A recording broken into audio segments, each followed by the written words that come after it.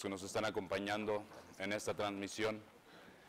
Lo que pretendemos hacer ahorita aquí, independientemente de que al final vamos a dar a conocer el mensaje que se nos dio anoche por parte de las autoridades fiscales, queremos dar un breve repaso de los temas que estuvimos revisando con las autoridades hacendarias, que no fueron, como bien dijo Luis, desde que se presentó la iniciativa por parte del Ejecutivo, el 8 de septiembre, sino que también todo este proceso de cabildeo se vino dando desde enero, incluso hasta antes, tal vez desde el propio diciembre del año pasado, hace ya un año, de todos los temas que nosotros fuimos conociendo a través de los diferentes pronunciamientos que había incluso de la propia OCDE.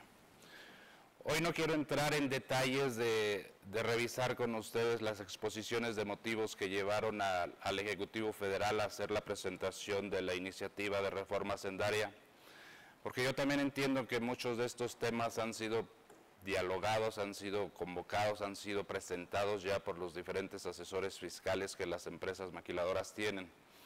Pero sí me gustaría hacer un repaso de cuáles eran los temas fiscales que nosotros traíamos en nuestra agenda desde antes del septiembre 8 de 2013. Para ello, vamos a estar presentando en algunas diapositivas que ustedes van a estar viendo también durante la transmisión. Todos nuestros temas fiscales se basaban en que no debería haber cambios para la industria maquiladora de exportación. Los temas centrales los conocemos de la importancia del sector. Esta era casi nuestra lista de Santa Claus, nuestra lista de deseos, cuando comenzamos a conocer de que iba a haber una reforma hacendaria para 2014. Y obviamente lo que nosotros buscábamos es que no existiera un impacto en los temas del impuesto sobre la renta. Para nosotros era muy importante tener la continuidad del esquema fiscal del artículo 216 bis en todas sus opciones, a través de estudios de precio de transferencia más el 1% de la maquinaria y equipo del residente en el extranjero, a través del propio Safe Harbor, también hay que reconocerlo, o a través de estudios que requerían también un retorno de activos del residente en el extranjero, e incluso poder solicitar un acuerdo anticipado de precios con la autoridad, una resolución en particular con ellos. Esas eran las opciones que tenemos hasta hoy en día, hasta los 31 de diciembre de 2003, y esas eran las opciones que nosotros queríamos seguir manteniendo. Obviamente nosotros pretendíamos continuar con una reducción de la tasa estatutaria de la ley del impuesto sobre la renta con base en el decreto del 30 de octubre del 2003, que nos permite dar competitividad a nuestro país en sectores similares a los que operamos como industria maquiladora de exportación contra países que compiten en un sistema, en un mercado global. Y obviamente también en el tema de shelters, pues el lograr la permanencia total de la no constitución de establecimiento permanente para el residente en el extranjero que contrata los servicios de manufactura a través de la empresa Shelter. En temas de YETU, el tema siempre fue discutido de que si se quedaba la ley se iba, si se derogaba o qué iba a pasar, de si seguía la convergencia con la ley del impuesto sobre la renta o no. Y para ello, si la ley iba a tener continuidad, pues nosotros pedíamos que el decreto de beneficios se extendiera más allá de 2013, que es hasta donde va a estar vigente. Y en la ley del impuesto al valor agregado, lo que nosotros pedíamos es que no existiera un gravamen a las importaciones temporales que realizan las maquiladoras de bienes que se utilizan en el proceso de manufactura. Y obviamente tampoco, lo que más bien buscamos es que se diera la exención incluso a las enajenaciones que hacen residentes en el extranjero a empresas que no son maquiladoras y que hoy en día está regulado a través de los pedimentos virtuales con claves B5. Esta era nuestra lista de deseos, esta era nuestra petición a la Secretaría de Hacienda, y era temas que estuvimos revisando con ellos, y no nada más con ellos, con la Secretaría de Hacienda, también lo estuvimos revisando con el Congreso, con Cámara de Senadores, con diputados, sobre la importancia de darle continuidad también al esquema fiscal. Durante el proceso legislativo, pues obviamente conocimos de la reforma hacendaria el 8 de septiembre, tal cual se presentó, para después en octubre 16 se presentara el dictamen que fue discutido y aprobado por las Comisiones Unidas de la Secretaría de Hacienda y de Economía de la Cámara de Diputados. El 17 de octubre el dictamen fue aprobado en la sesión plenaria del Congreso para pasar el 18 de octubre esa minuta al Senado, a las comisiones de Hacienda y de Estudios Legislativos.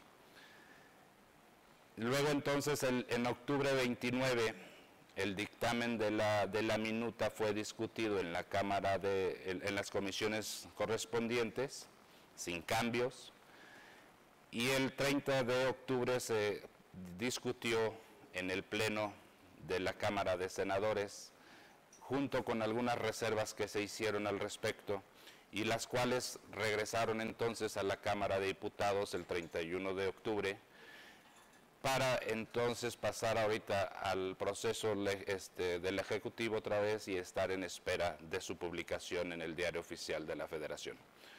Todas estas reformas sabemos que van a entrar en vigor a partir del 1 de enero del 2014.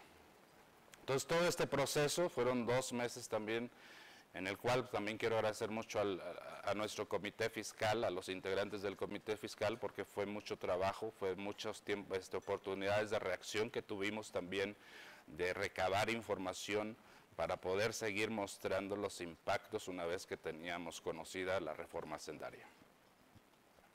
¿Qué pasaba? Al final del día, ¿qué era lo que teníamos en temas? Nosotros sabíamos de los temas de las recomendaciones de la OCDE.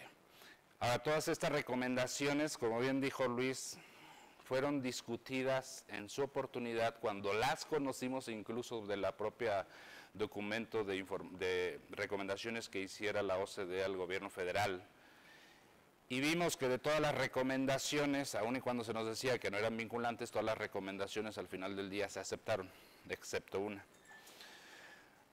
Por ejemplo, está la recomendación de que México tenía que hacer la evaluación de los regímenes especiales fiscales, incluidas las maquiladoras, y esa recomendación se tomó y el resultado fue que existe una limitante al esquema fiscal maquiladoras al final del día.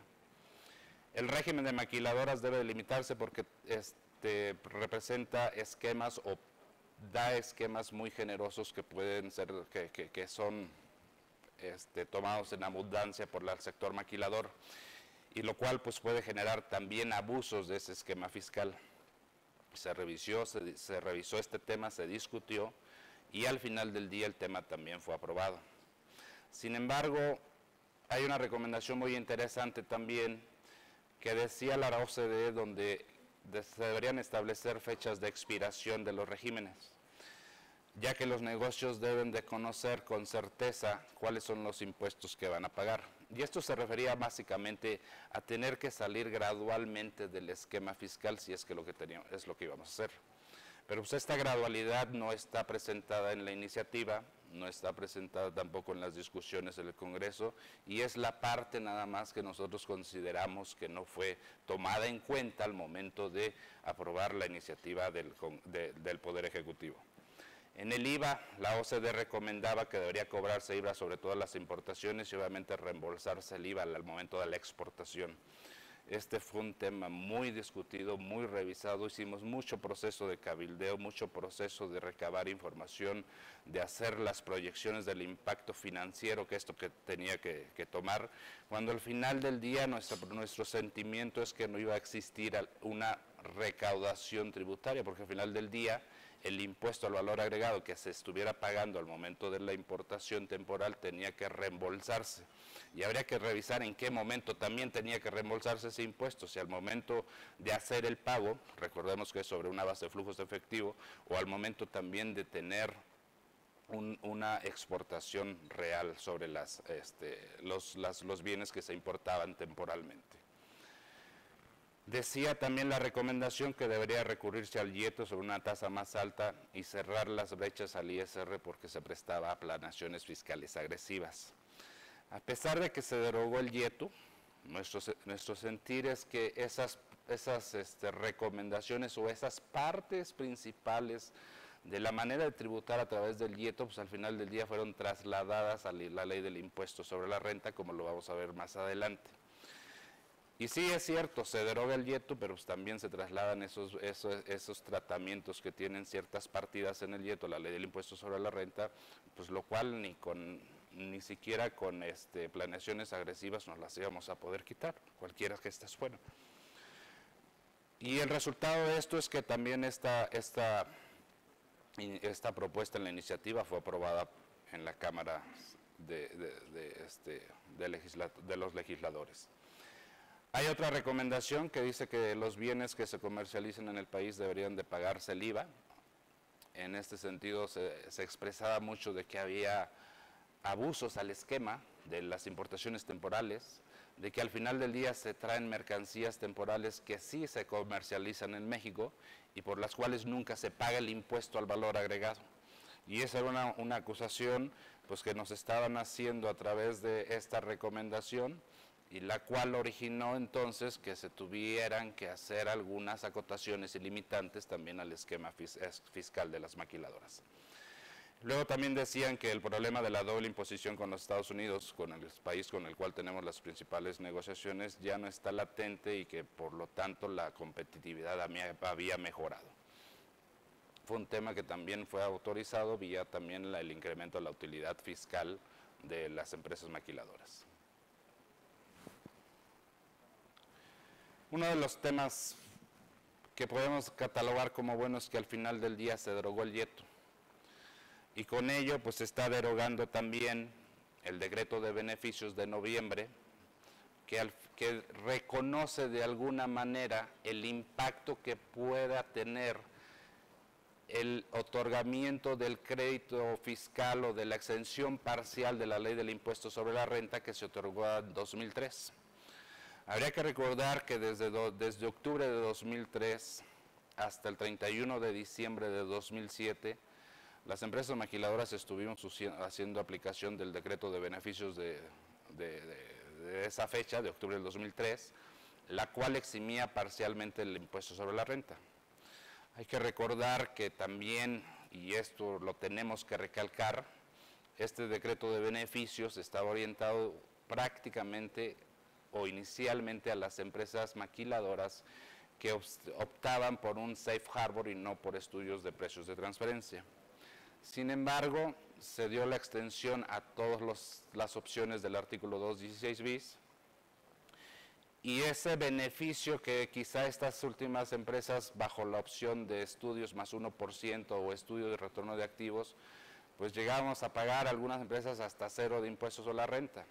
Sin embargo, todo esto vino a solucionarse a través del YETU y a través del decreto de beneficios del YETU, donde al final del día, desde el 1 de enero del 2008, las empresas maquiladoras que cumplían con las reglas de precios de transferencia tienen un beneficio en materia del YETU que va relacionado estrechamente con el decreto de beneficios de la ley del impuesto a la renta. ¿Y cuál era el resultado de todo esto? Que desde 2008 se está garantizando que las empresas maquiladoras pagan en México una tasa del 17.5% mínimo sobre una utilidad fiscal de la ley del impuesto, determinada conforme a la ley del impuesto sobre la renta. En el tema del YETU, hoy en día se está derogando esta ley. Sin embargo, es importante que recordemos que a través de disposiciones transitorias, los derechos y obligaciones contenidos que se vayan a ejecutar hasta 2014 tendrán que cuidarse muy estrechamente y cada empresa tendrá que hacer su análisis porque pudiéramos llegar incluso a tener que pagar el impuesto sobre la renta, el YETU en 2014 de acuerdo a esta disposición transitoria. Es importante que las empresas revisen esta situación. ¿Y qué es lo malo de alguna manera? ¿O a cómo lo catalogamos que es malo? Bueno, pues que con base en la reforma, con base en la iniciativa que ha sido aprobada, los efectos en la ley del impuesto o para efectos del impuesto sobre la renta aún pueden ser catastróficos para algunas empresas. Repito, esto es con base a lo que la ley del impuesto sobre la renta tiene aprobado en este momento, la cual está pendiente de ser publicada y de alguna manera también ya ha sido consensada y está aprobada y legislada ya en el legislativo, ¿no? Ya nada más estamos esperando su publicación. ¿Por qué puede tener efectos catastróficos? Bueno, primeramente por la pérdida internacional de que originaría el incremento en la base tributaria del impuesto sobre la renta. En el tema de IVA, pues también tiene sus efectos por algunas partidas que se quedaron ahí pendientes de analizarse. Hay un aumento en la utilidad fiscal para las empresas maquiladoras. El establecimiento permanente o la constitución de establecimiento permanente para residentes en el extranjero tiene limitantes en cuanto a la definición que existe de operación de maquila. Hay un retroceso a la maquiladora de hace 10 años porque con las metodologías que nos estamos quedando de un Safe Harbor o un APA, pues estamos regresando a la maquiladora de 10 años atrás, donde solamente son empresas que importan bienes, manufacturan o transforman el producto y al cual lo tienen que retornar. Ha habido una evolución de la industria maquiladora desde entonces. Estamos hablando de industrias maquiladoras de quinta generación ahora, desde entrando a una quinta generación, y pues esas quintas generaciones o evoluciones que ha tenido el sector pues no se han reconocido de alguna manera. Crea obviamente incertidumbre jurídica. Desde el momento que conocimos la iniciativa, nomás recuerden, por ejemplo, a qué inversionista le interesaría venir a invertir en México si desde el primer momento que tiene que colocar un bien para ser transformado en el país, tiene que pagar un impuesto al valor agregado y esperar a que los retornen el IVA conforme a las disposiciones que la propia autoridad emita. ¿Qué sector? Obviamente, ¿qué sector con base en esta reforma no tuvo un impacto? Y obviamente nosotros, sector maquilador, 2.3 millones de empleos, por supuesto que debe tener un impacto, por supuesto que tiene un efecto por las partidas que se transfirieron de la ley del IETO a la ley de impuestos sobre la renta y que ahorita vamos a revisar más adelante. Y obviamente en el tema de las shelter, cuando nosotros buscábamos que existiera una solución permanente para el tema de establecimiento permanente del residente en el extranjero que contrata los servicios de manufactura con las empresas de albergue, dado que esa extensión de establecimiento permanente se estaba legislando a través de la Ley de Ingresos de la Federación de manera anual, ahora a través de la reforma sendaria solamente se le está dando una extensión hasta 4 años. Y en 4 años, o el residente en el extranjero que contrata a través de un shelter decide y retira sus inversiones en México, o bien se tendría entonces que establecer bajo una empresa subsidiaria propia. ¿Qué es lo que estamos viendo? ¿Qué es lo que estamos perdiendo con competitividad? Hasta 2013 en México el impuesto sobre la renta combinado con el IETU va a representar una tasa del 17.5% mínima sobre una utilidad fiscal. A partir de 2014, con la reforma, el impuesto sobre la renta, ya no hay IETU, va a tener una tasa efectiva del 30%.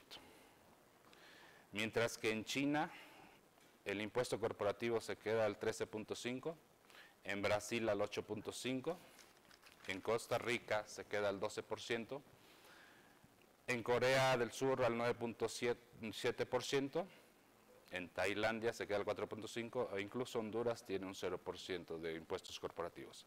Es importante recordar, estas son las tasas corporativas de la ley de impuestos, de sus leyes o códigos incluso de impuestos sobre la renta, que tiene que ver con esquemas fiscales similares al esquema de nosotros como empresa maquiladora. Esto no tiene que ver con el régimen general de sus impuestos corporativos. Es la tasa corporativa para regímenes fiscales comparables, competidores con nuestro esquema fiscal. Pasando al tema del impuesto al valor agregado. Hasta 2013, el IVA sobre los servicios de maquila de exportación están grabados a la tasa del 0%. A partir de 2014, esto es un tema interesante y bueno, ese servicio de exportación sigue igual. El servicio de maquila de exportación hoy en día es 0%, 2014 va a ser también 0%. Sin embargo, hasta 2013 existe una exención de venta entre residentes en el extranjero e incluso la exención de la venta de residentes en el extranjero a empresas maquiladoras de bienes que son manufacturados en el país y que son transferidos incluso entre industrias, entre las mismas empresas maquiladoras y que forman parte también de una cadena de suministro en el país. A partir de 2014, con base en la reforma hacendaria, la exención solamente se estará dando a la venta que se realice entre residentes en el extranjero, pero no del residente en el extranjero a la enajenación que le haga a la industria maquiladora de exportación. Se da una parte, otra parte se queda pendiente. Hasta 2013 existe una exención en el IVA sobre las importaciones temporales. Sin embargo, a partir del 1 de enero de 2014, la propia ley del impuesto sobre el valor agregado está gravando las importaciones temporales. De entrada se graban. Las importaciones temporales que realicen las maquiladoras de exportación están gravadas para efectos del impuesto al valor agregado. Sin embargo, se otorga un crédito fiscal a las empresas que logren una certificación conforme a las reglas que emita para tal efecto el Servicio de Administración Tributaria. Y obviamente pues esto van a ser reglas que van a estar de alguna manera condicionadas a ciertos requisitos que deban de cumplir las empresas también. ¿Qué es lo que está pasando de lo que es rescatable? Comentábamos que hasta 2013 las ventas que se realicen entre residentes en el extranjero de mercancías que se hagan o que se transfieran entre empresas maquiladoras en el país van a seguir exentas de la ley del impuesto al valor agregado. Esto es importante decirlo y es importante mencionarlo como rescatable porque dentro de la iniciativa original presentada por el Ejecutivo, esta transacción se estaba derogando a través del artículo 9, fracción 9 de la ley del impuesto al valor agregado. ¿Y qué pasaba con esto? Que en la iniciativa original, estas enajenaciones que incluso realizaban residentes en el extranjero, los dos, tanto comprador como enajenante, los dos eran residentes en el extranjero y en esa iniciativa original se estaba gravando la operación de compraventa, ¿no? Obviamente se pudo demostrar el impacto, la falta también de certeza de cómo se iba a estar recaudando ese impuesto al valor agregado y a través del proceso legislativo con la Cámara de Diputados se logró que esta operación en particular retornara a la fracción 9 del artículo 9 de la ley del impuesto al valor agregado. Sin embargo, el tema de ventas de residentes en el extranjero a empresas maquiladoras se queda grabado para efectos de la ley del impuesto al valor agregado. El argumento pues, es que los bienes se encuentran en México al momento de que se efectúa la enajenación y esta es una operación muy similar a la que hoy en día se documenta a través de pedimentos virtuales con clave B5.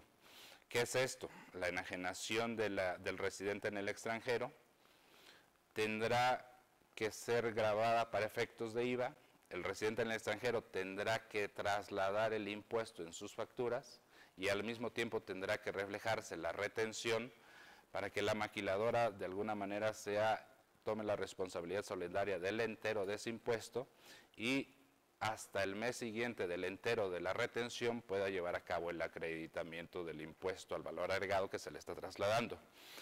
Ustedes lo saben mejor que yo, recuerden que lo peor que nos puede pasar es que no seamos contribuyentes del impuesto al valor agregado, porque cuando no seamos contribuyentes el impuesto al valor agregado se nos convierte, saben ustedes, en costo. Entonces, una operación que hasta 2013 está exenta de la ley del impuesto al valor agregado, a partir del 1 de enero de 2014, pues la vamos a tener afecta al impuesto al valor agregado, y obviamente pues entonces hay que comunicar a los corporativos, hay que hacer adecuaciones también en los sistemas del residente del extranjero, para que la factura que emita pues tenga incluido el IVA, que se traslada como la retención que conforme a la fracción tercera del artículo 1A de la ley del impuesto al valor agregado, la maquiladora tendría que hacer. No esperamos tampoco que el residente del extranjero pues cumpla con todos los requisitos que deba cumplir un contribuyente mexicano para poder emitir comprobantes fiscales digitales, ¿ok? Y esos son temas que todavía tenemos en la mesa de revisión con la autoridad fiscal. ¿Qué es lo rescatable, como comentábamos, con respecto al impuesto al valor agregado? Bueno, pues ya decíamos que se va a causar IVA sobre las importaciones temporales. El IVA se va a causar en el momento en que se efectúe la importación temporal. Y esta es una eliminación que se está haciendo a la exención contenida en el artículo 25 de la ley del impuesto al valor agregado. Sin embargo, durante el proceso de cabildeo, el INDEX logró que se incorporara un nuevo artículo, que es el artículo 28A de la ley del impuesto al valor agregado. Y ese artículo básicamente lo que está generando es que está otorgando un crédito fiscal que se aplicará contra el 100% del impuesto al valor agregado que tenga que pagarse en la importación. Para poder acceder a ese crédito fiscal, obviamente las empresas maquiladoras van a tener que obtener una certificación con base a las reglas que para tal efecto emite el SAT. Y recordar que esta disposición entrará en vigor un año después a la fecha en que el SAT publique las reglas sobre la certificación que deberán obtener las empresas.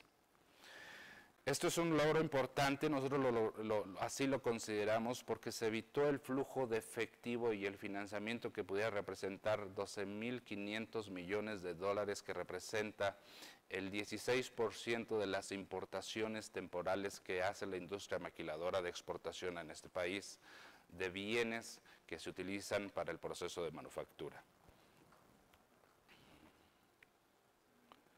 ¿Cómo se paga? ¿Cómo se estaría pagando entonces el impuesto al valor agregado sobre la importación? Primero hay que calcular ese impuesto, se determina, obviamente, se tendría que pagar. Hay tres maneras de hacerlo. Se paga el IVA en cada importación que se realice, incluso ya también se reconoce el tema de presentar pedimentos consolidados. Pues obviamente origina también una pérdida de competitividad, porque representaría esto un flujo de efectivo para las empresas maquiladoras. Esta es una opción. Una, se hacen las importaciones temporales y hacemos el pago del impuesto al valor agregado en ese momento.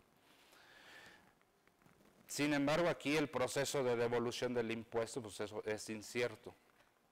Aun y cuando el artículo 30 de la reforma hacendaria respecto a la ley de impuesto al valor agregado dice que el IVA se tendría que devolver hasta el momento en que se demuestre la exportación de los bienes que se han importado temporalmente. Nosotros hemos revisado esta situación también con las autoridades fiscales, porque si una empresa opta por esta solución, por decir algo, de pagar el impuesto a valor agregado sobre las importaciones temporales, pues obviamente su futuro incierto respecto al flujo de efectivo con estas devoluciones, con este pago de IVA que haga, pues se va a volver eterno. Hoy en día tenemos problemas de devoluciones, perdón, de devoluciones de IVAs convencionales. Imagínense el momento en que tengamos que pagar un impuesto al valor agregado, donde tengamos que estar solicitando la devolución de millones de impuestos y donde todavía no existen reglas específicas de cómo va a ser ese tema de la devolución. Otra de las opciones que existe es que no se pague el IVA a la importación, pero que debe garantizarse el interés fiscal a través de una fianza. Obviamente hay que emitir también reglas al respecto. Ahorita vamos a ver cómo se va a emitir, exactamente cómo va a operar esta situación. Y también ver realmente si el tema de la fianza es una opción. Nosotros como INDEX estamos también ofreciendo alternativas donde a lo mejor una línea de crédito también pudiera ser aceptable por parte de la autoridad. y no nada más la fianza, ¿no? Y obviamente el otro método para poder evitar o para hacer el pago de este impuesto al valor agregado a las importaciones temporales, pues es el buscar la certificación como empresa confiable. Esto para obtener acceso a un crédito fiscal del 100% sobre el IVA que tengamos que pagar. Y aquí también estamos en un proceso de saber cuáles van a ser las reglas. Nada de esto de las reglas va a ser aplicable, ninguna de estas opciones va a ser aplicable por lo menos durante 2014, hoy estamos 6 de diciembre, porque las reglas aún no han sido publicadas y porque esperamos, porque así lo dice la disposición transitoria, que esta disposición de pagar el IVA sobre la importación temporal entre en vigor un año después a la fecha en que la fecha que se publiquen las reglas misceláneas que dan origen a este esquema de empresa certificada que le hemos llamado confiables. ¿Qué se espera de la autoridad? Entre otras cosas, obviamente, pues primeramente que exista también una modificación a los formatos de los pedimentos para declarar el impuesto al valor agregado y obviamente también declarar el crédito fiscal que se pudiera tener acceso. Esperamos también que se establezcan reglas precisas para determinar qué sucede cuando no se obtiene o se pierde incluso la certificación. Hoy en día una empresa, por ejemplo, supongamos, se publican las reglas el 31 de diciembre de este año, entonces esto va a entrar en vigor el 1 de enero de 2015, tenemos la certificación, a partir del 1 de 2015 hacemos nuestras importaciones temporales, tenemos que declarar el impuesto al valor agregado que se está causando por la importación temporal, y si obtuvimos la certificación, pues entonces vamos a estar aplicando el crédito fiscal y no vamos a estarlo pagando. ¿Qué pasa? ¿Qué va a suceder si la empresa pierde la certificación? Porque esa certificación, de acuerdo con la ley del artículo 28 de la ley del impuesto al valor agregado, pues también tiene una vigencia anual y hay que estarla renovando con esa periodicidad. Entonces, ¿qué va a pasar? El IVA que pagamos hasta antes de que se perdiera, por ejemplo, una certificación o no se obtuviera la certificación, nos lo van a solicitar que lo paguemos, cualquier pago que hagamos, recordemos que va a tener que ser un IVA acreditable también. Son reglas que nosotros estamos esperando y que estamos también en procesos de revisión por parte de con la autoridad hacendaria. Y aparte lo que comentábamos, y quien no se certifique, y quien no garantice confianza, y que tenga que pagar el impuesto al valor agregado, exactamente en qué momento se lo van a devolver. En el momento en que demuestre la exportación, imagínense los controles entonces que también tanto contribuyente como autoridad tenemos que tener para demostrar que un tornillo que estoy utilizando en el proceso de manufactura, en el momento en que lo tenga que estar retornando para saber exactamente cuándo me lo van a estar devolviendo ese IVA. O en su caso también, si no, el impuesto al valor agregado nos lo van a devolver con base a el flujo de efectivo, como se maneja el IVA, desde el momento mismo en que hago el pago del IVA a la importación. Son temas que tenemos que estar resolviendo con la autoridad. ¿Cómo operaría rápidamente? Pues obviamente el impuesto al valor agregado que se determine, se aplicaría directamente un crédito fiscal para tener un IVA a pagar sobre la importación de cero, porque recordemos que es un crédito directo sobre el 100% del impuesto que se causa la importación.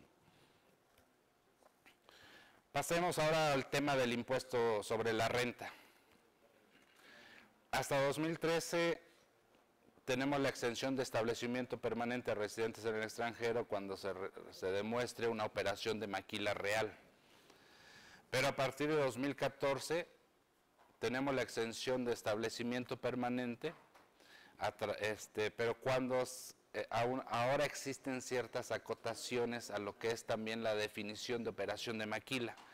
Y estas acotaciones, pues obviamente tenemos que revisarlas cuidadosamente las empresas, porque si no caemos dentro de la definición propia de operación de maquila, el riesgo eminente es que vamos a estar constituyendo establecimiento permanente para el residente en el extranjero. Y eso, digo, hay esquemas donde todavía tenemos que revisar con las autoridades porque son situaciones muy particulares de algunas empresas, son situaciones que a veces no fueron las empresas las que decidieron estructurar así sus operaciones, sino que las revisaron a veces hasta por requerimiento de sus propios clientes, ¿no? Pero hoy en día tenemos esa exención de establecimiento permanente siempre y cuando la empresa maquiladora también cumpla en materia de precios de transferencia conforme al artículo 216 bis y que tiene que ver con el uso de la maquinaria y el equipo, con los inventarios que utiliza, que procesa, que son propiedad pues del residente en el extranjero. En materia de reglas de precios de transferencia, hasta 2013 pues tenemos 4 opciones, 4 métodos. Y esos métodos, pues obviamente los conocemos, es el estudio de precios de transferencia más el 1% de retorno en los activos, propiedad del residente en el extranjero, el propio esquema del Safe Harbor, que es la utilidad fiscal mayor del 6.9 del total de activos, o el 6.5 del total de costos y gastos de operación, y tenemos otra opción más, que es el estudio de precios de transferencia, un estudio económico más un retorno de activos total sobre los activos que son propiedad del residente en el extranjero. Ahora, también tenemos hasta 2013 la opción de tener que solicitar una resolución particular con la autoridad fiscal que compruebe o que demuestre o que autorice que estamos llevando nuestras operaciones de maquila a valores de mercado. ¿Qué va a pasar a partir del 1 de 2014? Que nada más se quedan 2 opciones. Uno que es la regla del Safe Harbor, al método del Safe Harbor, y otro es el que obtengamos una resolución particular con la autoridad fiscal. ¿Qué ocasiona esto? Bueno, pues esto ocasiona que indudablemente la utilidad fiscal de las empresas se va a ir arriba. Hoy en día yo pienso que el método más común es un estudio de precio de transferencia más 1% del retorno de activos. Y ese estudio, al momento de convertirse en un cost plus, en un markup, pues nos va a dar un margen nos está dando un margen de utilidad que va a ser indudablemente menor al margen de utilidad que nos va a estar originando el tener que ir a revisar o discutir o solicitar una resolución de precios de transferencia con la autoridad fiscal. Obviamente cada maquiladora tiene que hacer sus cálculos, esto no es una reglita donde de manera general podamos proyectar el efecto que todo el sector tendría, porque depende mucho también en el Safe Harbor si son empresas intensas en mano de obra o si son empresas intensas en activos, y cómo ese esquema también, en el momento de evaluarlo, les conviene más entonces solicitar un esquema de APA. Hasta 2013, lo comentábamos, entre el ISR y el IETU la tasa efectiva es del 17.5% sobre una utilidad fiscal. A partir del 1 de enero de 2014, con la derogación del IETU, con la derogación de los beneficios, por ende, del decreto de beneficios de IETU, la tasa del impuesto sobre la renta va a ser al 30%. ¿Qué fue lo rescatable durante este proceso legislativo? Y que tiene que ver también con los logros del cabildeo que hizo el índice en el Congreso. Originalmente, la iniciativa no incluía en las operaciones de maquila, en la definición de operación de maquiladora, el hecho de que la empresa pudiera importar bienes para transformarlos y retornarlos. Y ese retorno no incluía el hecho de considerar operaciones virtuales. ¿Qué quiere decir con esto? Que teníamos que hacer exportaciones físicas. En la iniciativa original, las exportaciones, teníamos que importar la mercancía, la transformar y teníamos entonces que regresar la mercancía físicamente al extranjero. Aun y cuando tuviéramos o formáramos parte de una cadena de suministro de una empresa maquiladora que estuviera al lado de nosotros. En el proceso se logró incluir que esas transferencias también puedan ser virtuales, que esos retornos también puedan ser virtuales. En temas de desarrollo de productos se incorporó esta definición dentro de la transformación para efectos de la operación de maquilador. Estos son algunos esquemas importantes que algunas empresas los tienen, o sea, desarrollan productos y el hecho de no considerar esta actividad dentro de la definición de operación de maquila los iba a sacar de mercado también, sobre todo por aquellas empresas maquiladoras que dentro de sus entidades pues, también tienen a un gran número importante de ingenieros que se dedican también a desarrollar producto de exportación. En el uso de la maquinaria y equipo. La propuesta original incluía el considerar que dentro de los procesos de manufactura solamente se utilizara maquinaria y equipo que sea propiedad del residente en el extranjero y siempre y cuando esa maquinaria y equipo no haya sido propiedad de la empresa maquiladora o de una parte relacionada residente en México. Eso era lo único que se consideraba.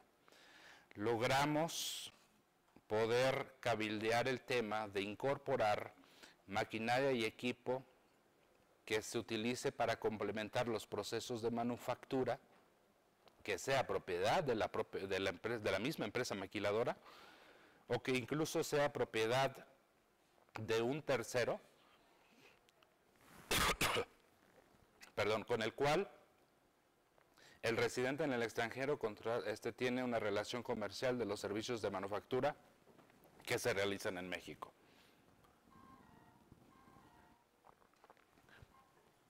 Todo esto no estaba incluido, incluso también el hecho de que pudiéramos utilizar maquinaria y equipo que ha sido arrendada a una parte no relacionada.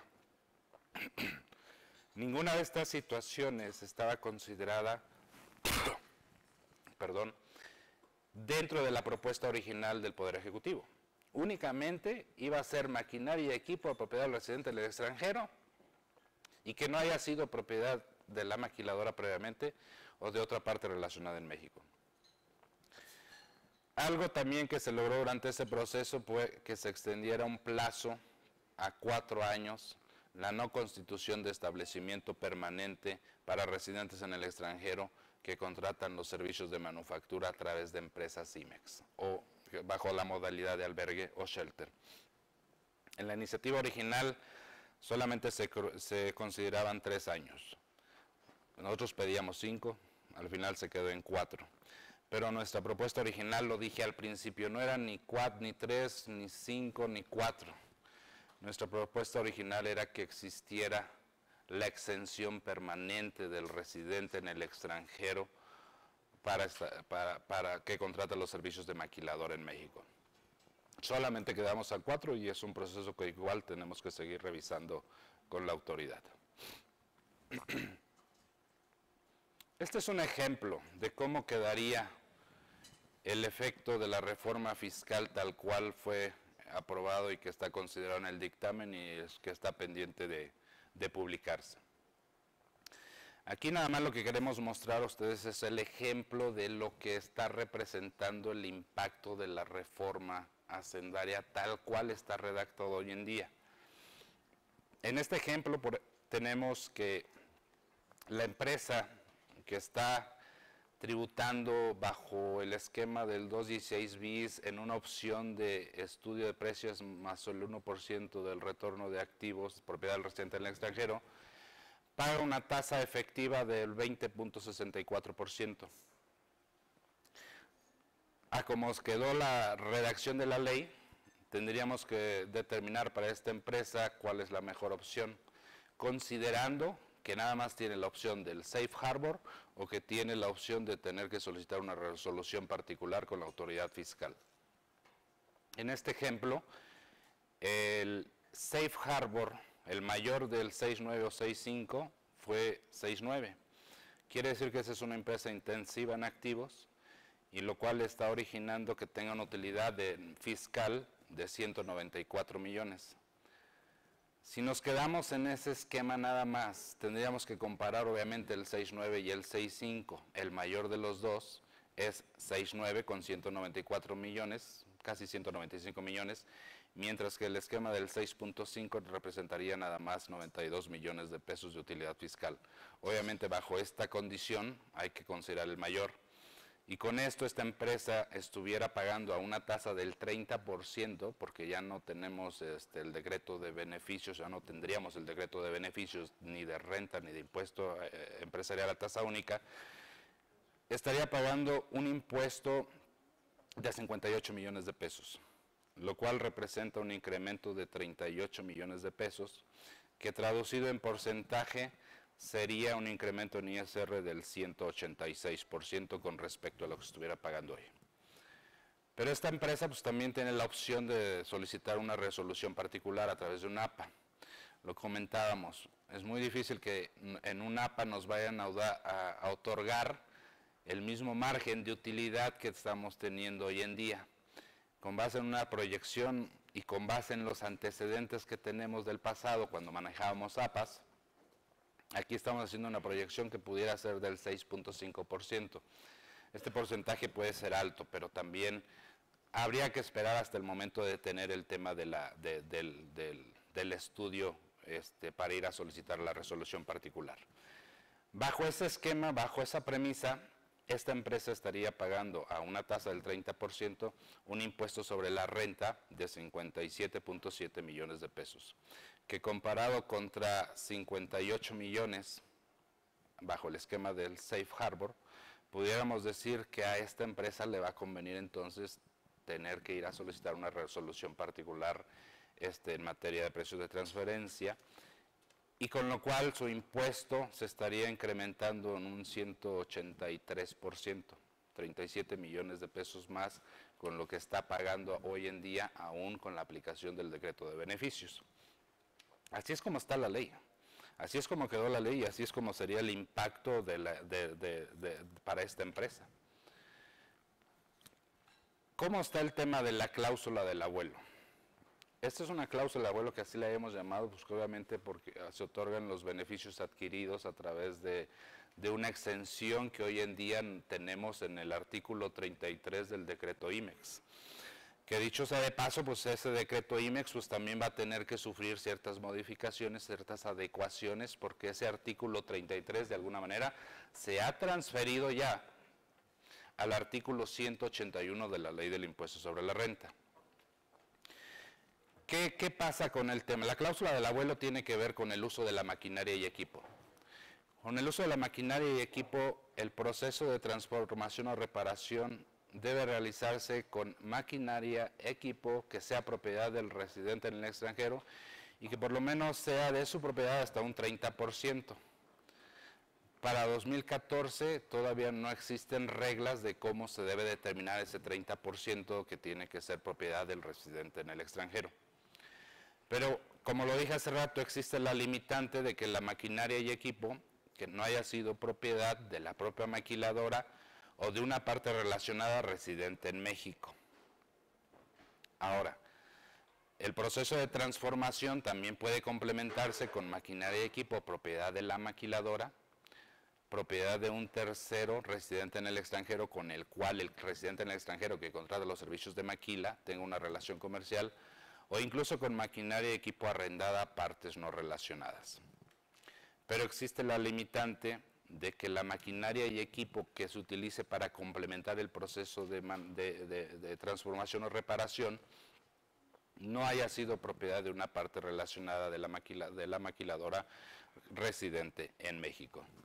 Ahora, nada de esto era aplicable o sería aplicable hasta 2013, porque es donde entraba precisamente la cláusula del abuelo, los derechos adquiridos.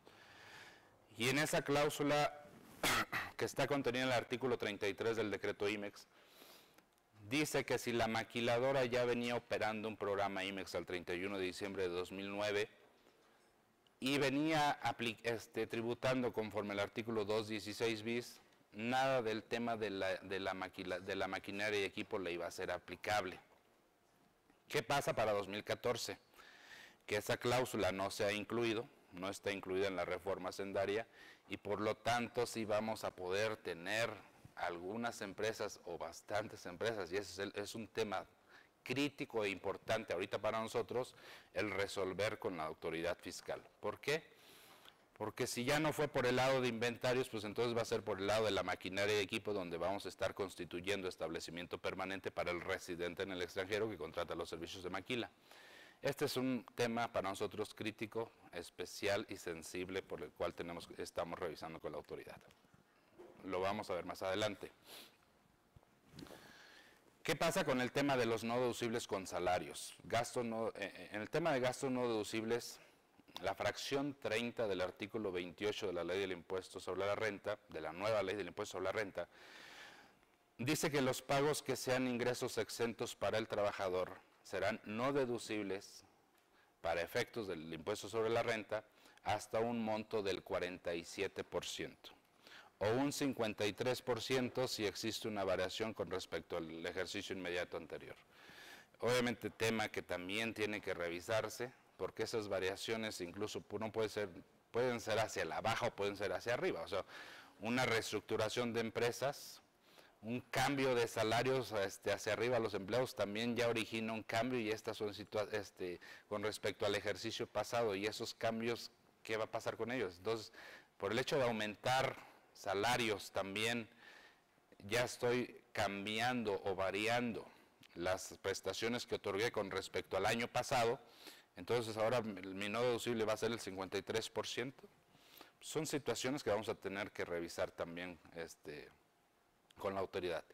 Y esta es una partida de bastante relevancia para nuestro sector. Hay que definir exactamente qué se integra o qué se considera como eso de pagos exentos, salarios, prestaciones, beneficios que se otorgan, no sé, planes dentales, planes de ayudas funerales, etcétera. Todo eso va a estar incluido. ¿Cuál va a ser la limitante de esta partida entonces? Y obviamente esta partida nosotros la vemos como una herencia total y directa al tratamiento que tenían los salarios en la ley del IETU, ¿no? Incluso recordarán que originalmente esta partida en la propuesta o en la iniciativa del Poder Ejecutivo decía que era el 59% el monto no, o la fracción no exenta de los pagos exentos. Y ese 59% pues no era más de que el 17.5% de la tasa estatutaria de la ley del impuesto al renta, o sea, 17.5% del 30% de la tasa estatutaria, pues representa el 59%.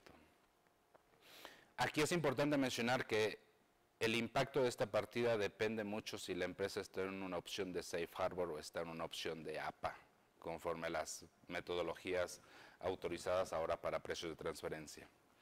En este ejemplo lo que pretendemos hacer nada más es decir que hoy en día si esta empresa maquiladora, como veíamos en el ejercicio anterior, pagaba 20 millones de pesos, con un APA al 6.5 que representa, que todavía es un poco menor que irse a tributar por el lado del Safe Harbor, estaría pagando 37 millones de pesos más de impuestos sobre la renta. Esos 37 millones de pesos pues lo integra el aumento que tendría el precio de transferencia de lo que es actual a lo que nos estarían autorizando con un APA. También se estaría representando principalmente por el tema de la no deducibilidad del 47% de los pagos que a su vez sean exentos para los trabajadores. Esta simple partida, en este ejemplo en particular, representa casi 26 millones de pesos. Y obviamente también hay un incremento en el impuesto debido a las diferencias en tasas, de irse de un 17.5% a una tasa estatutaria del 30%. Todo eso hace el incremento en el impuesto sobre la renta que va a tener el sector. Repito, cada empresa tendrá que hacer su propio análisis para cuantificar el impacto. ¿Qué pasó ayer? Esto es importante ya también y es parte del anuncio que nosotros queremos hacer. El día de ayer se anuncia un decreto de beneficios fiscales para las empresas maquiladoras. ¿Qué se estaría otorgando? Un estímulo fiscal que consiste en una deducción adicional aplicable contra la utilidad fiscal para neutralizar el efecto no deducible de los pagos que sean ingresos exentos para los trabajadores. ¿Y qué se pretende con ello? Que se aplique tanto al esquema de los APAs como al esquema del Safe Harbor. En Safe Harbor hay que hacer un hincapié, hay que recalcar muy bien esto. En Safe Harbor, según nos lo ha expresado la autoridad, su aplicación tiene como objetivo la eliminación de la posible doble tributación que pudiera ocasionarse al momento de tener que facturar los no deducibles al residente en el extranjero. Ese es el objetivo primordial, según nos comentan las autoridades, de otorgar una deducción adicional al momento de determinar la utilidad fiscal. No se pretende, en un esquema de Safe Harbor, reducir la utilidad fiscal que resulte mayor del 6.9 o el 6.5. Lo que se pretende otra vez es evitar el tema de posible doble tributación con el residente en el extranjero. ¿Qué se otorgará también? Se busca que nos den las reglas favorables para cumplir con el requisito del uso de la maquinaria de equipo para las empresas que operaban como maquiladoras al 31 de diciembre de 2009.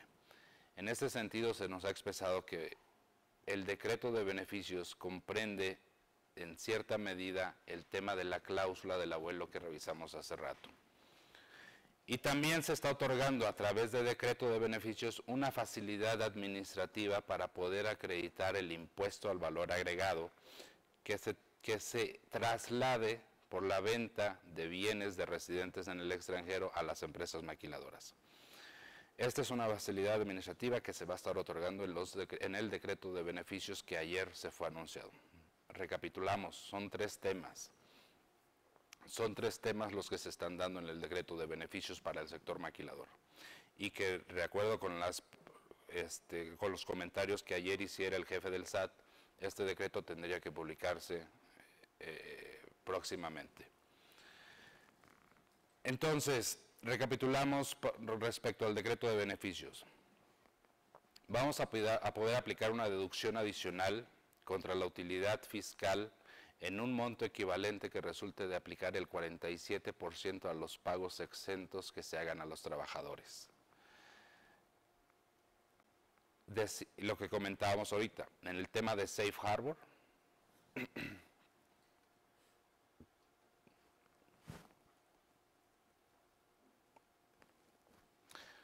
en el tema del Safe Harbor, no se pretende reducir la utilidad fiscal mayor que se determine del 6.9 o 6.5% sobre los costos y gastos totales de operación. Sin embargo, en el tema de APA sí se pretende reducir la utilidad fiscal. ¿Qué va a pasar con esto? Que un mayor número de empresas van a tener que ir por el tema de una resolución particular con la autoridad fiscal. Si hoy en día pudiera tener la posibilidad de que esta partida no deducible me esté incrementando sustancialmente la utilidad fiscal bajo un esquema de APA, entonces estaría tomando indudablemente la opción del Safe Harbor para determinar el mayor del 6.9 o 6.5 como utilidad fiscal. Al momento de otorgarnos un estímulo fiscal a través de una deducción adicional que no pretende disminuir la utilidad fiscal en Safe Harbor, nos va a dar en consecuencia que las empresas tengamos entonces que buscar una resolución particular en lugar de obtener una opción de Safe Harbor que representaría todavía aún más costosa después de aplicar este decreto de beneficios. ¿Cómo se ven los números? Es importante revisarlo porque ¿cómo se verían los números si hacemos estos cálculos? Y son cálculos que, créanme, ayer que hicieron el anuncio los estuvimos analizando. Y volvemos a lo mismo, si hoy en día tengo una empresa que paga 20.4 millones de pesos de impuestos sobre la renta y a través de un esquema de Safe Harbor que en el ejemplo que hemos venido manejando, el 6.9 de los activos es mayor al 6.5, entonces si yo me quedo en Safe Harbor tendría que tener una utilidad de 195 millones de pesos para poder tener que pagar 58 millones de pesos de impuestos sobre la renta. Y en el esquema de APA, considerando una para el 6.5, otra vez, con base en este ejemplo en particular, yo estaría teniendo una utilidad fiscal de 192 millones para pagar un impuesto sobre la renta de 57.7 millones de pesos.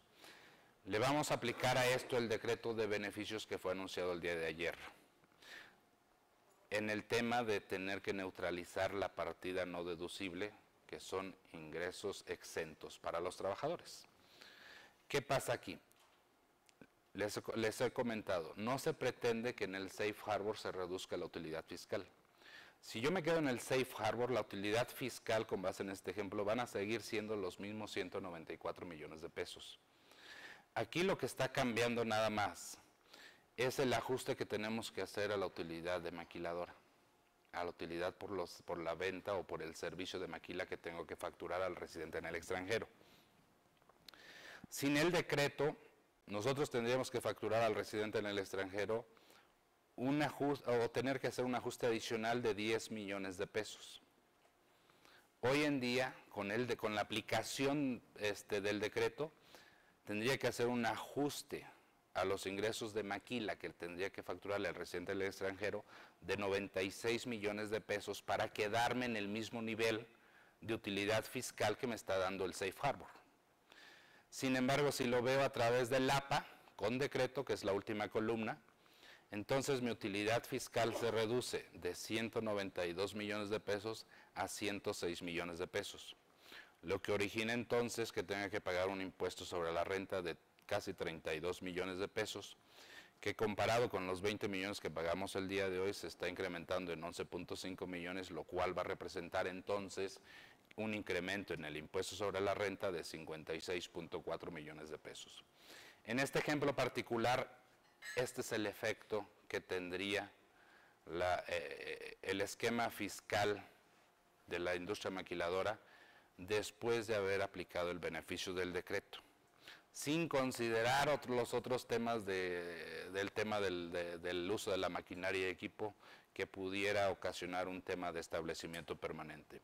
Esto está basado simple y sencillamente en el hecho de que no tengo problema de establecimiento permanente por el uso de la maquinaria y equipo, y que estoy una maquiladora pura que importo, manufacturo y retorno, ya sea física o virtualmente. Y estos son los ejemplos, los ejemplos clásicos o típicos de la maquiladora pura que no tiene riesgos dentro de sus funciones como maquiladora. Entonces, si queremos verlo así, después de haber aplicado el decreto de beneficios, la maquiladora todavía tendrá un impacto de tener que pagar un impuesto sobre la renta obviamente mayor al que pagamos hoy, pero en un impacto ya reducido, nada más un 56% adicional, que obviamente si lo comparamos con lo que teníamos, con lo que tenemos en la reforma hacendaria, sería un impuesto adicional sin el decreto de casi 187% más con respecto al impuesto sobre la renta que teníamos que pagar en 2013. Con respecto a la cláusula del abuelo, esto es lo que nosotros pretendemos, esto es lo que nosotros queremos básicamente que el decreto de beneficios diga, que al final del día el residente en el extranjero no tenga establecimiento permanente cuando el 30% de la maquinaria y equipo sea o haya sido propiedad del residente en el extranjero en todo momento, y que no importa entonces que el 70% de la maquinaria y equipo restante haya sido propiedad en algún momento de la maquiladora o de una parte relacionada a este residente en México. Y nos estamos refiriendo tanto a la maquinaria y equipo que hoy en día puede ser propiedad del residente en el extranjero, o de la maquinaria y equipo también del que usamos a través de un tercero para poder complementar nuestros servicios de manufactura. ¿Qué buscamos con esto? Que en caso de que no se logre alcanzar ese 30% deseado, entonces tengamos 2 años para lograr esa proporción del 30%, y entonces sí, a partir del tercer ejercicio se pudiera entonces constituir el establecimiento permanente. Dicho de una manera simple también, buscamos que el 30% de la maquinaria y equipo sea maquinaria y equipo por decirlo de alguna manera limpia, maquinaria y equipo que no esté, digamos, contaminada, que no haya sido maquinaria y equipo que en algún momento dado fue propiedad o de la maquiladora o de alguna otra parte relacionada a residente en el extranjero o residente en México. Que sea maquinaria y equipo que en todo momento sea y haya sido siempre propiedad del residente en el extranjero, y que esa condición de que no haya sido propiedad en el pasado de la maquiladora, pues se está eliminando de esta situación, de esta fórmula para determinar ese 30%, y de alguna manera tratar de reincorporar el efecto de la cláusula del abuelo. El IVA, en cuanto al IVA de venta de bienes de residentes en el extranjero a maquiladoras, en este sentido, según se nos está anunciando, se está concediendo la facilidad administrativa para que el IVA que se retenga por las ventas de residentes en el extranjero a la empresa maquiladora pueda acreditarse en el mismo mes en que se efectúe el entero de la retención y no tener que esperar hasta el mes siguiente para poder llevar el acreditamiento.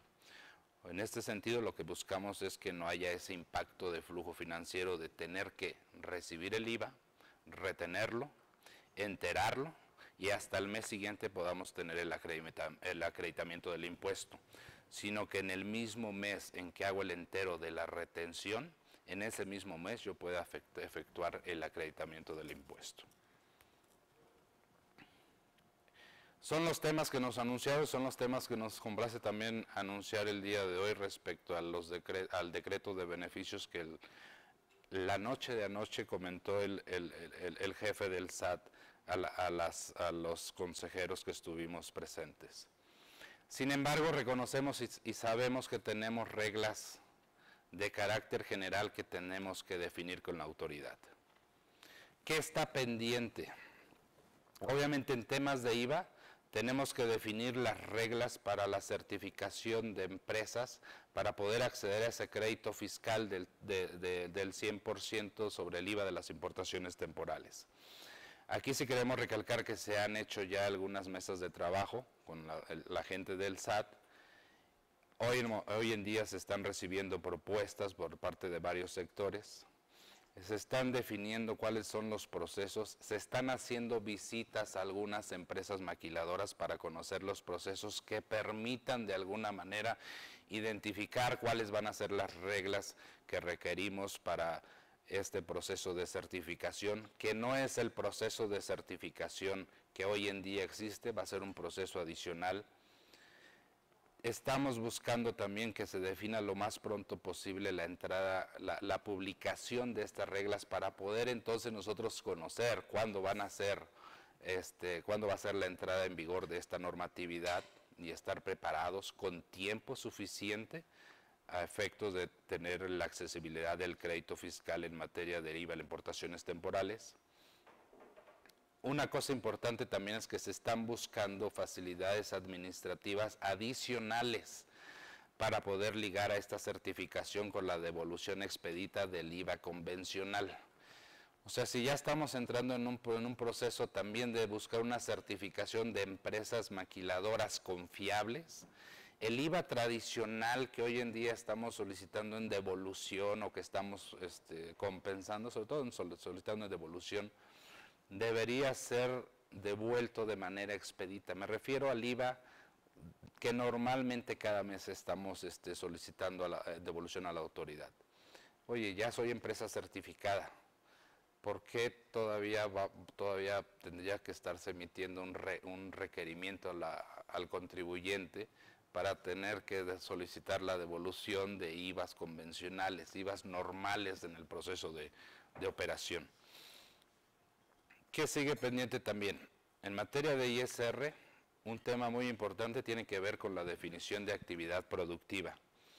Obviamente buscamos que esa actividad productiva para efectos de la definición de operación de maquila sea el proceso de transformación o reparación que se está dando también a través de la propia fracción 1 del artículo 181 y que no exista de alguna manera una limitación a poder obtener otro tipo de ingresos de las maquiladoras y que por obtener esos ingresos ya no estemos calificando bajo la definición de operación de maquila, nos salgamos del esquema y entonces tengamos el problema de estar constituyendo establecimiento permanente para el residente en el extranjero.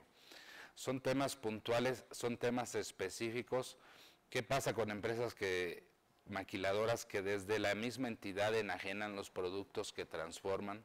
Y eso a veces también es bajo requerimiento o demandas del propio cliente que tiene el residente en el extranjero en México. El obtener ese tipo de ingresos son las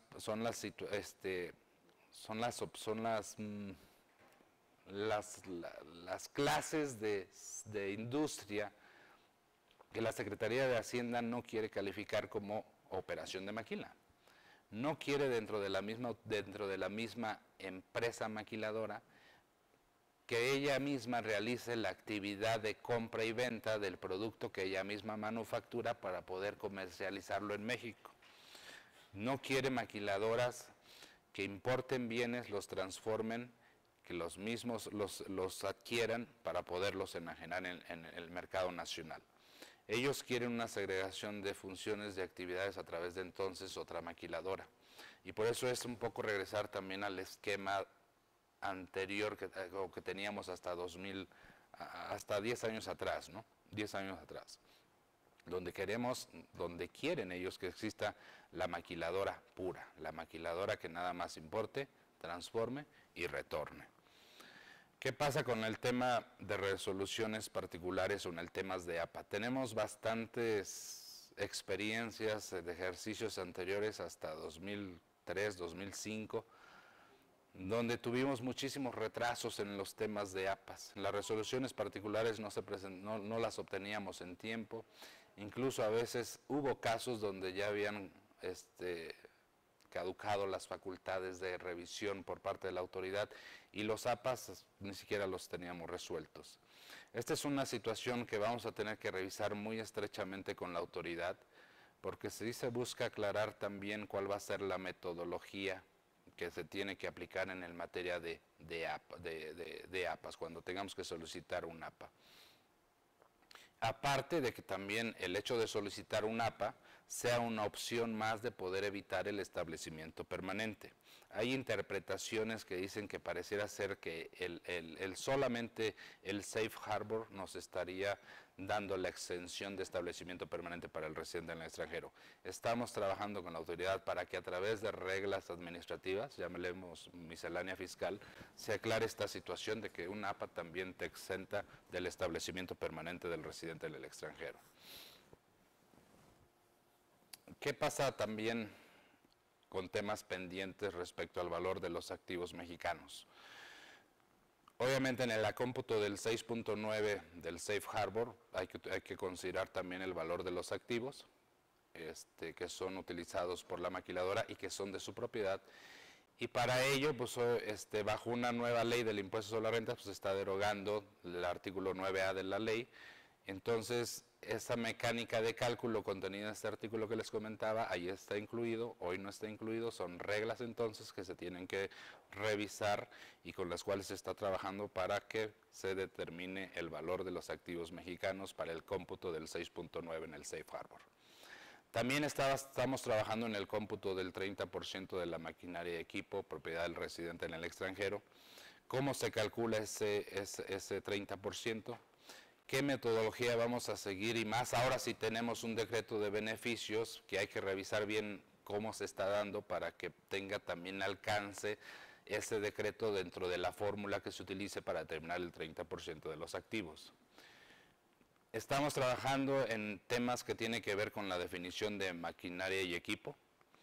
Obviamente se pretende aclarar que este término sí tenga alcance a moldes, refacciones, herramientales e instrumentos.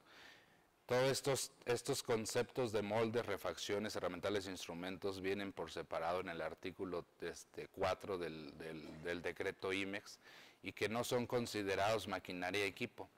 Y hoy en día nada más hablamos de maquinaria y equipo para usarse en el proceso de manufactura, con lo cual hay que cumplir con la propia definición, pero pues no sabemos si eso incluye también estas partidas de moldes, refacciones. Es un tema que obviamente tenemos que aclarar con la autoridad. En el decreto IMEX toda esa partida sí se está considerando como bajo la definición de maquinaria y equipo. ¿Qué pasa con el tema también de los comprobantes fiscales que emitan los residentes en el extranjero? Estamos buscando también que se actualicen las reglas aplicables para la emisión simplificada de comprobantes a efectos de que el residente en México, la maquiladora que adquiera bienes de un residente en el extranjero, pueda entonces tomar la deducción de la adquisición de los bienes y de alguna manera, y obviamente, poder tomar el acreditamiento del impuesto al valor agregado que se le traslade en esos documentos. Hoy todo esto se está regulando a través de una regla miscelánea que da alcance a un artículo 29b del Código Fiscal de la Federación, que para la reforma hacendaria 2014 ese artículo del código se ha derogado, entonces hay que hacer ciertas adecuaciones. Como comentaba en las solicitudes de APA, se pretende que llevemos a cabo una revisión con la autoridad sobre cuáles van a ser las metodologías a seguir en los estudios, cuáles van a ser los comparables que vamos a utilizar por cada uno de los sectores, porque cuando teníamos APAs hasta 2003, 2005, a veces esas mismas comparables las manifestaba la propia autoridad. ¿Qué ajustes vamos a hacerles a esas comparables? Un tema importante tiene que ver con los tiempos de respuesta para la emisión de los APAs y la metodología que utilicemos sea de alguna manera uniforme con los criterios que también estemos llevando a cabo y sobre todo con los asesores que nos van a estar ayudando con estos estudios o estas resoluciones particulares que estaremos solicitando a la autoridad. Es un tema importante porque, como mostramos en el ejemplo, pareciera ser entonces que una vez que tengamos bien definido el tema de la neutralización de la partida no deducible a través del decreto de beneficios, la tendencia es que las empresas se van a cambiar a una opción de solicitar una resolución particular. Y con esto pues vamos a ver una tendencia también a la alza, a los APAs que vamos a estar solicitando a la autoridad, vamos a saturarlos y necesitamos también definir con ellos la solución expedita que se haga. En empresas de albergue o shelter, pues obviamente nosotros queremos que no se limite a 4 años la exención de establecimiento permanente para el residente en el extranjero que contrata los servicios y que en todo caso se acepte la propuesta que el INDEX hizo en el proceso legislativo de que se pague el impuesto que tenga que cubrirse el residente en el extranjero, pero a través de la empresa, por la actividad de maquila, a través de las empresas de albergue.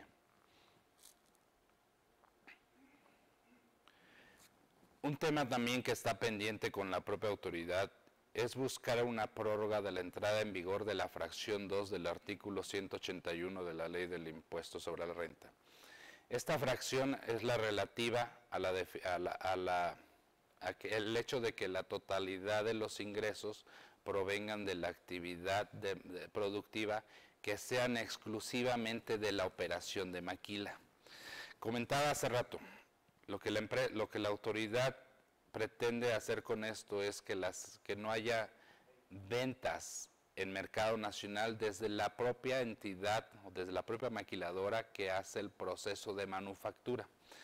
Y si eso es la intención, pues entonces lo que necesitamos hacer es una escisión de las operaciones de distribución y de las operaciones de actividad productiva, o en su caso hacer una constitución de una nueva entidad legal que se dedique precisamente a la actividad de distribución por separado de lo que es la actividad de manufactura. Obviamente la ley hoy en día, la nueva ley del impuesto sobre la renta no se ha publicado y tenemos de hoy 6 de diciembre hasta el 31 de diciembre de este mismo año para poder llevar a cabo una escisión o una constitución de una nueva entidad legal. Los plazos aquí son imposibles de alcanzar.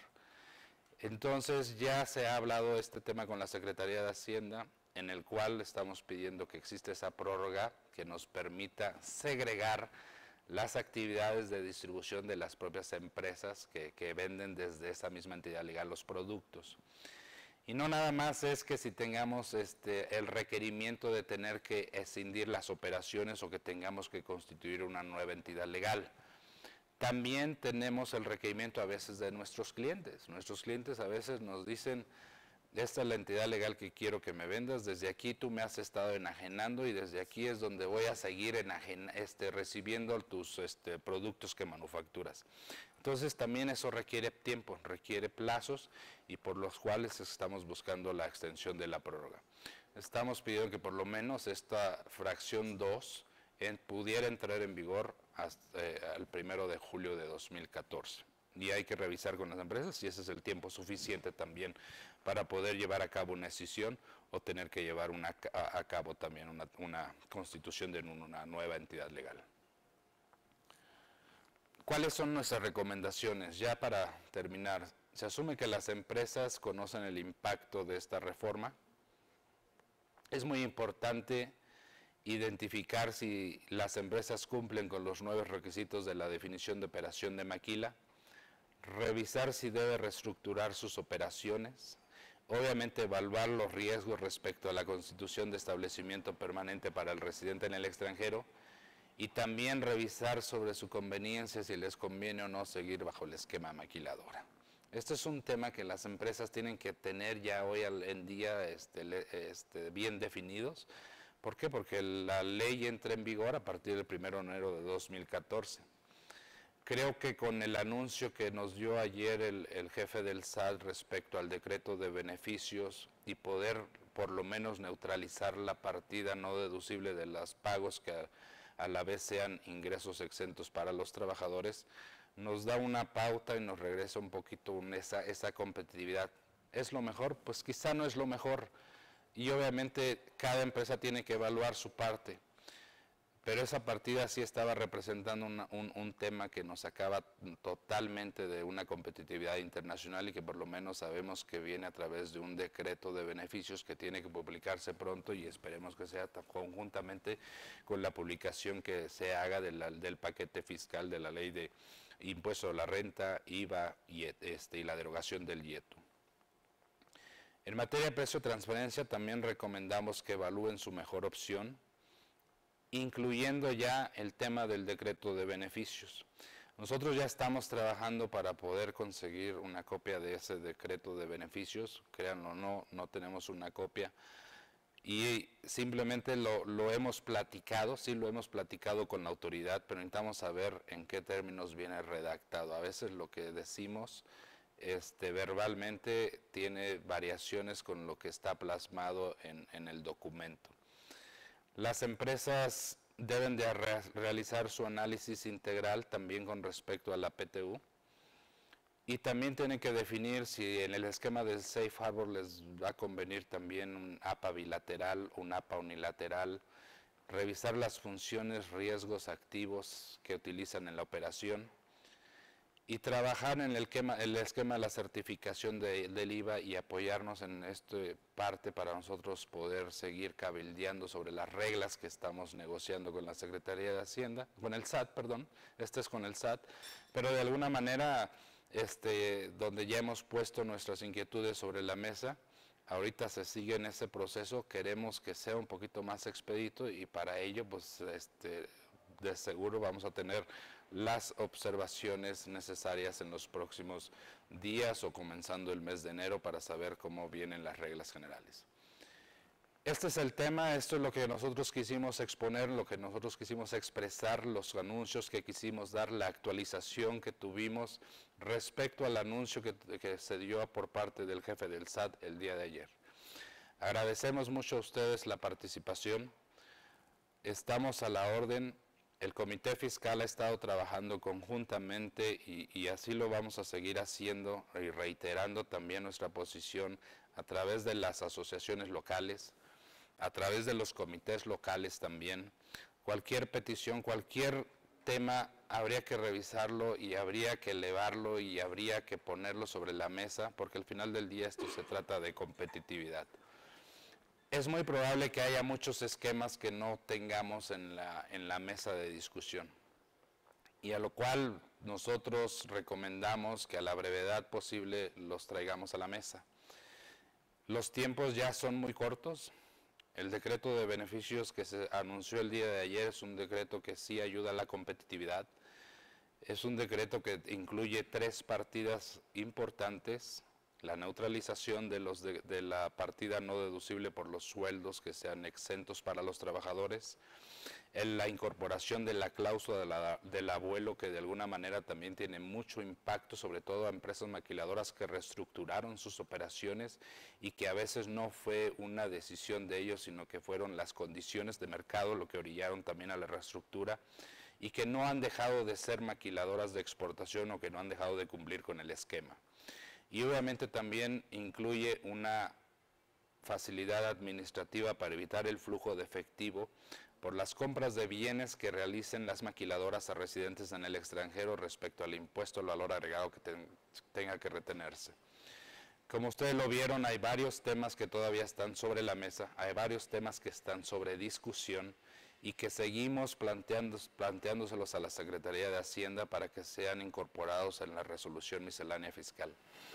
Habrá algunos temas que quizá tengamos que discutir más a fondo con la autoridad, y habrá algunos temas donde quizá nuestra preferencia sea que no se deje en reglas generales, sino que también se incluya a través de criterios normativos que queden vigentes. En su caso, pues tener que hacer las adecuaciones necesarias en la manera de lo posible a los decretos que se pretenden emitir recientemente.